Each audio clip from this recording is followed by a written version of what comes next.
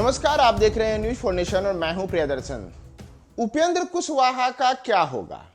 जी हां, उपेंद्र कुशवाहा जो जदयू संसदीय बोर्ड के नेता हैं, उनका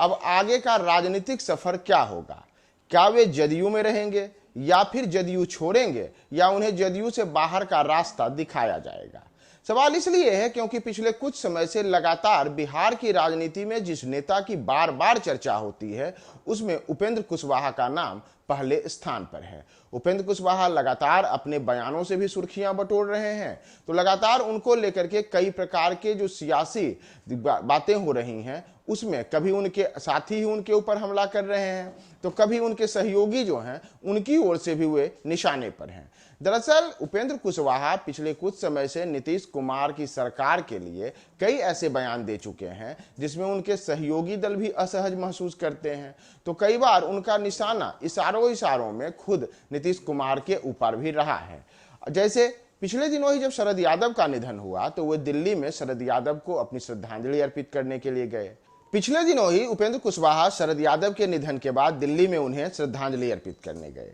बाद में उन्होंने मीडिया से बात करते हुए कहा कि शरद यादव ने कई लोगों को सियासत के शिखर पर पहुंचाया, लेकिन उन लोगों ने शरद यादव का क्या हाल किया यह किसी से छिपा हुआ नहीं रहा।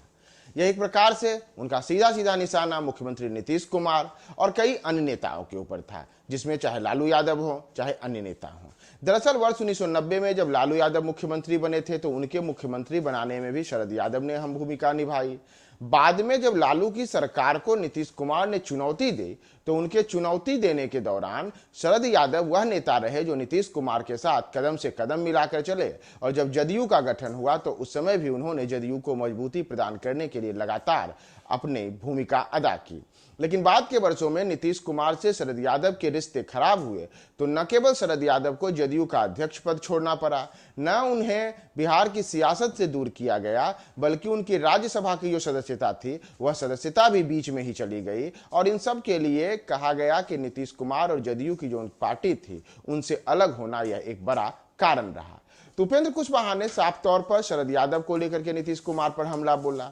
इतना ही नहीं, पिछले दिनों जब यह उनसे पूछा गया कि क्या आप बिहार के उप मुख्यमंत्री बनना चाहते हैं, क्या आपके और नीतीश कुमार के बीच ऐसी कोई बात हुई थी, तो उन्होंने फिर से एक बार कहा कि यह सुनना किसे अच्छा नहीं लगता कि मैं बिहार का उप मुख्यमंत्री बनूं। यानी कि उन्होंने अपनी जो महत्वाकांक्षा है, जो उनकी इच्छा है, उसे भी जाहिर किया कि हाँ, मैं उप मुख्यमंत्री बनना चाहता हूं, इसके लिए तो मैं तैयार हूं, लेकिन कोई बनाए तो सही। इसी तरीके से सुधाकर सिंह जो राजद के नेता हैं, उन्होंने जब नीतीश कुमार को शिखंडी और कई अन्य प्रकार के ऐसे आपत्तिजनक शब्द कहे जिसे लेकर जदयू हमलावर हुई, तो उसमें पहले नेता उपेंद्र कुशवाहा ही रहे जिन्होंने सुधाकर सिंह के बयान पर आपत्ति जताई की, और इसे लेकर के महागठबंधन के अंदर सियासी घमासान भी देखने को मिला। कई प्रकार की बयानबाजियां हुई और इन सब के बीच उपेंद्र कुशवाहा लगातार अपने बयान देने से बच नहीं रहे हैं। उनके निशाने पे कई बार गाहे बेगाहे परोक्ष या प्रत्यक्ष रूप से अपने ही नेता आ रहे हैं। तो इससे बड़ा सवाल उठ रहा है कि क्या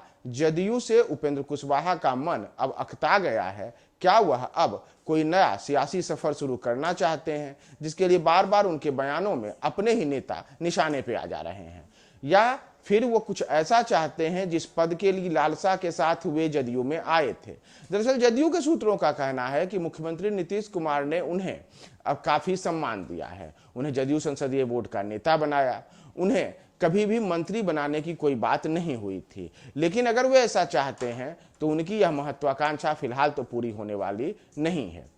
और इन सब के बीच उपेंद्र कुशवाहा का बार बार अपने ही नेता पर बयान देना, अपने ही नेता को कभी शरद यादव की जो बेहाली थी उसके लिए जिम्मेदार ठहरा देना, कभी बिहार में जो सियासी वाकयुद्ध चल रहा है राजद और जदयू के नेताओं के बीच, उसमें लगातार नीतीश कुमार को लेकर के उनका यह कहना कि नीतीश कुमार का अपमान हम लोग नहीं सहेंगे, लेकिन दूसरी ओर नीतीश कुमार और अन्य नेता का इस पर चुप्पी साधे रहना, यह सब दिखाता है कि उपेंद्र कुशवाहा अपनी जिस राजनीति को आगे बढ़ा रहे हैं उसमें जदयू की ओर से उन्हें कुछ अलग तरीके का भाव देखने को मिल रहा है और इसका आगे क्या असर पड़ेगा यह देखना बेहद अहम होगा। उपेंद्र कुशवाहा क्या जदयू में रहेंगे या फिर उपेंद्र कुशवाहा के बयानों पर लगाम लगाने के लिए जदयू का जो शीर्ष नेतृत्व है यानी कि बिहार के मुख्यमंत्री नीतीश कुमार और जदयू के राष्ट्रीय अध्यक्ष ललन सिंह वे कोई फरमान जारी करते हैं या फिर उपेंद्र कुशवाहा को खुश करने के लिए उन्हें बिहार में कोई सरकार में या संगठन में